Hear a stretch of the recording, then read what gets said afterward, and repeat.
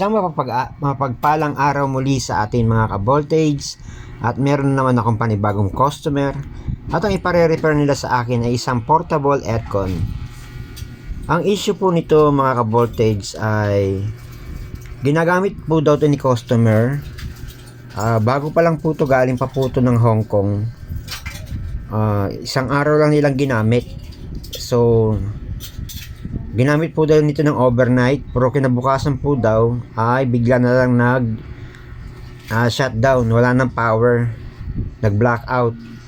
So yan nga po, yung chinek ko po siya, yung power supply po niya sa secondary ay may shorted na diode sa may secondary niya. Yan po yung diode natin, tester ko na yan.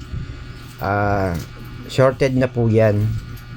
So ginawa ko, pinaritan ko nga po yan, yung shorted na diode na yan.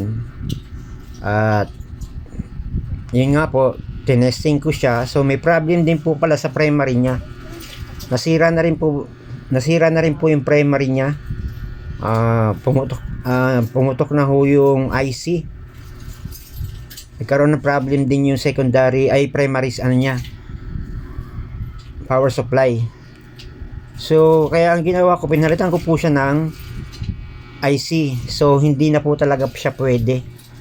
Sira na po yung mga IC niya, nakadikit doon sa loob niya, kasi iba po ang power supply niya IC regulated na ho. So sibak na ho yung primary talaga ng voltage niya. Marami nang dinamay, damay-damay na ho yung circuit board niya.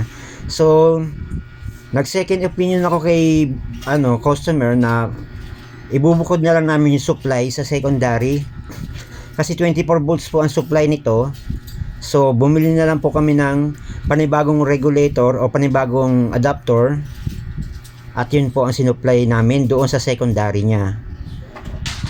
So pagka meron naman pong supply ang secondary niya, magkakaroon na rin po ng supply yung 220 niya, kasi may relay naman po siya. So pumayag naman si customer, kaya yun ang ginawa ko na lang po, kasi wala na hong ibang option na mas mabilis kaysa mag-order pa kami ng board. Tatagal pa po. So yan, naging okay naman po siya, gumana naman po siya ng maayos at normal. Ayan, tuwan-tuwa na po si customer at may magagamit na po sila. So maraming salamat po mga ka-voltage sa panonood nyo ng aking video.